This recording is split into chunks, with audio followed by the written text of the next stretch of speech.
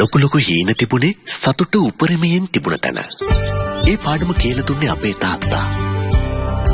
හීනවලට යන ගමනේදී අවිනිශ්චිත ලෙඩ දුක්වලට නිශ්චිතවම මාත්‍රාව දෙනගෙන හිටියේ අපේ අම්මා. තාත්තගේ පාඩම් අම්මගේ නියම මාත්‍රාව ජීවිතයට අරගත්ත මම අද මුළු ලංකාවෙම ජීවිත සුවපත් කරන්න හොඳම මාත්‍රාව ලබා දෙන්න කැප වෙනවා. අධ්‍යාපනයේ පෝෂණය ඇතුළු බොහෝ දේ එකසේ ලැබීම අභියෝගයක් ඇති ශ්‍රී ලාංකික අප සැමට එක හා සමාන සුවපත් දිවියකට අවස්ථාව උදා කර දීමේ මෙහෙවරට උරදීම මොරිසන් අපගේ ඒකායන අරමුණයි.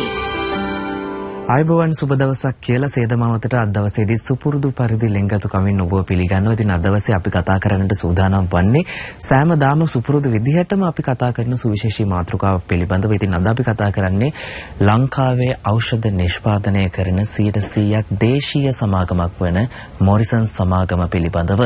ඒ කතාබහට අද දවසේ අපත් සමගින් එකතු වෙනවා මොරිසන් සමාගමේ කළමනාකරණ අධ්‍යක්ෂ දිනේෂ් අතපත්තු මහතා. ආයුබෝවන්. ආයුබෝවන්. ඒත් සමගින්ම එහි සාමාන්‍ය අධිකාරී රුක්ෂානි පෙරේරා මහත්මිය. ආයුබෝවන්.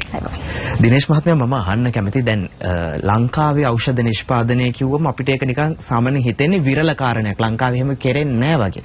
නමුත් මොරිසන් සමාගම ලංකාව තුල දේශීයව මේ ඖෂධ නිෂ්පාදනය සිදු කරනවා. අපි කතා කරමු ආරම්භයක් විදියට කොහොමද මේ මොරිසන් සමාගම පටන් ගත්තේ සහ දැන් වර්තමාන ගමන් මඟ කොහොමද කියලා. ඔබ අන්න අපි මේ ඖෂධ නිෂ්පාදනය ගැන කතා කරමු. මේ ඊට කලින් මම පොඩි ප්‍රශ්නයක් අහුවොත් මේ ඔබට පොඩි කාලේ බඩේ අමාරුවක් හදුනම මොරිසන් ග්‍රයිට් මික්ස්චර් පාවිච්චි කරලා තියෙනවා. ඔව්.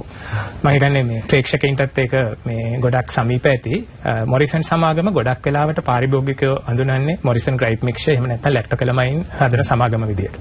එහෙම නැත්නම් අපි ඊට වඩා පොඩ්ඩක් ජ්‍යෙෂ්ඨ කාණ්ඩයෙන් ජේල් මොරිසන් කියන්නේ මොකද්ද කියලා අහුවොත් ඒගොල්ලෝ කියයි ගොඩක් පරණ කීර්තිමත් ආයතනයක් විදේශීය නිෂ්පාදන ලංකාවට ගෙනල්ලා ආනයනය කරලා බෙදා හැරපු ආයතනයක් විදියට. ඔබ කිව්ව එක හරි මේ ලංකාවේ ඖෂධ නිෂ්පාදනය වෙනවා කියලා දන්නේ සීමිත පිරිසක්. ඒ වගේම මේ ලංකාව තුල එහෙම වුණාට ඖෂධ නිෂ්පාදනය ආරම්භ වෙලා තියෙන්නේ 1950 ගණන් වල. හැබැයි මොරිසන් කියන්නේ 1959 ඖෂධ නිෂ්පාදනයේට පුරෝගාමී වෙච්ච සමාගමක් කියලා දන්නේ ඊටාම සීමිත පිරිසක්. හැබැයි ඒක තමයි අපේ ඉතිහාසය. ඊට පස්සේ 2013 මොරිසන් හේමාස් සමූහ ව්‍යාපාරයේ අනුබද්ධිත ආයතනයක් වෙනවා. ඒකත් එක්ක අපේ දිශානතිය විශාල වශයෙන් වෙනස් වෙනවා. අපි ඖෂධ නිෂ්පාදන සමාගමක් විදිහට අපේ උපාය මාර්ගය ඉස්සරහට ගෙනියනවා. ඒකේ ප්‍රතිඵලයක් විදිහට 2017 අපි ඇමරිකානු ඩොලර් මිලියන 20ක වගේ විශාල ආයෝජනයක් කරනවා. හෝමාගම ජාත්‍යන්තර ප්‍රමිතීන්ට අනුකූලව ඖෂධ නිෂ්පාදනය කරන්න පුළුවන් ඖෂධ කර්මාන්ත ශාලාවක් ඉදි කරන්න. ඊට පස්සේ අපි ඒකේ වාණිජමය කටයුතු ආරම්භ කරනවා 2022 අවුරුද්දේ.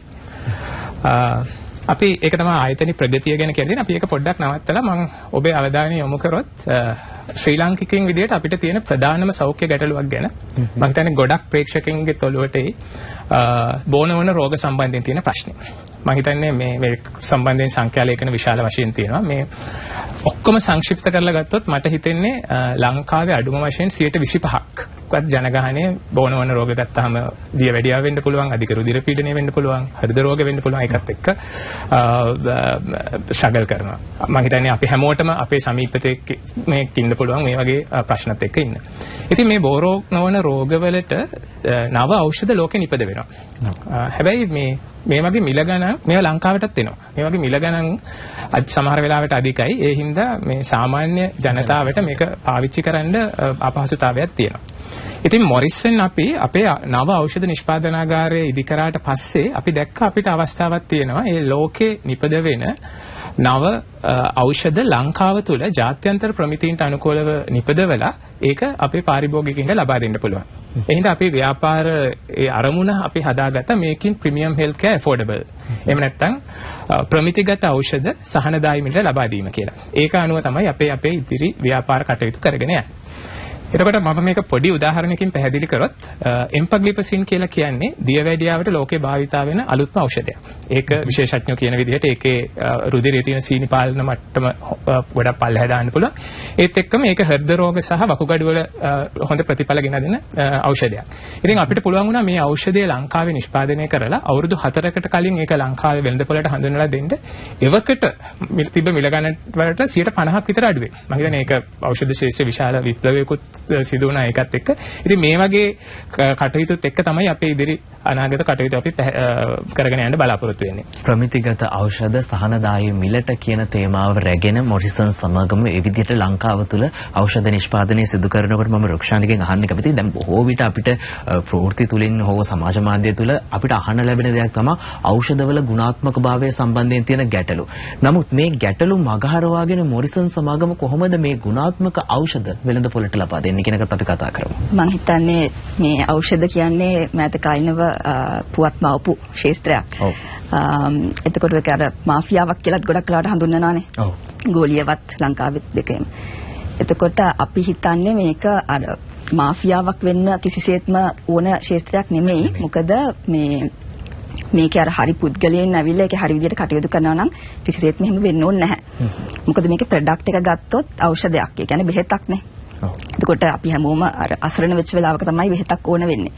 එතකොට ඒ වෙලාවේදී යම් කිසි සුවයක් සහනයක් ලබා දෙන්න පුළුවන් ඖෂධයකට. එහෙම බැලුවොත් ඒක අර ඊටාම උතුම් කාර්යයක්. අනිවාර්යයෙන්ම.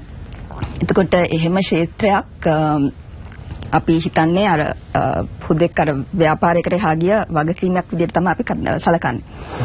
මෙතනදී ඔය ඇහුවේ අර තත්ත්ව සහතික ගුණාත්මක භාවය පිළිබඳ. එතනදී අපි හිතනවා සාධක තුනක් තියෙනවා.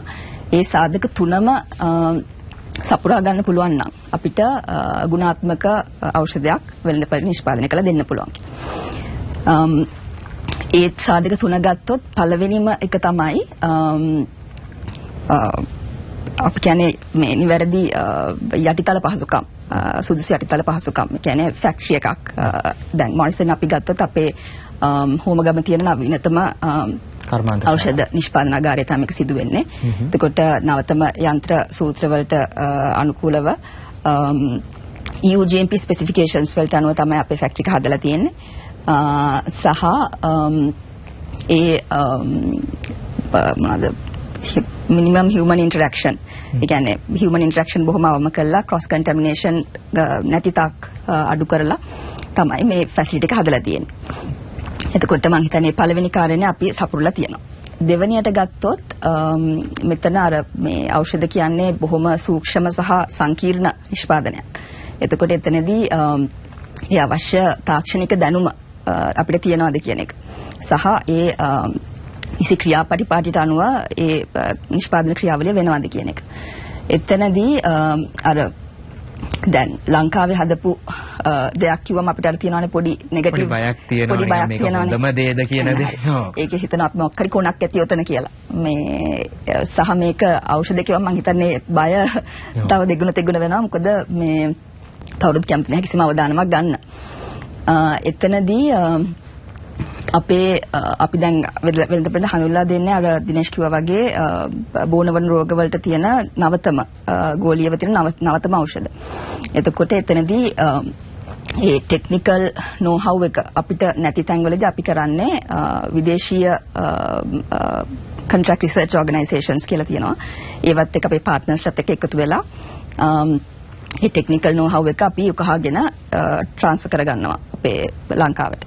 සහ ඒ අර ෆාමකෝපියාගේ තියෙනවා නිර්දේශිත ටෙස්ට්ස් ගණනාවක්. ඒ සියල්ලම පාස් වුණොත් තමයි ප්‍රොඩක්ට් එක මාකට් එකට යන්නේ.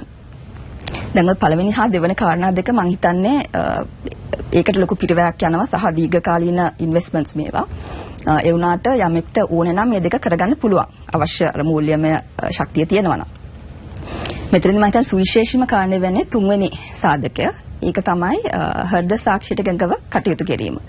මේක මම හිතන්නේ ඖෂධ ශාස්ත්‍රයේ නියලා ඉන්න අපිට නැතුවම බැරි සාධකයක්. සහ ඒක අර අතුලාන්තයේම ඉන්න ඕන දෙයක් කාටවත් ඒක මිලදී ගන්න පුළුවන් දෙයක් නෙමෙයි.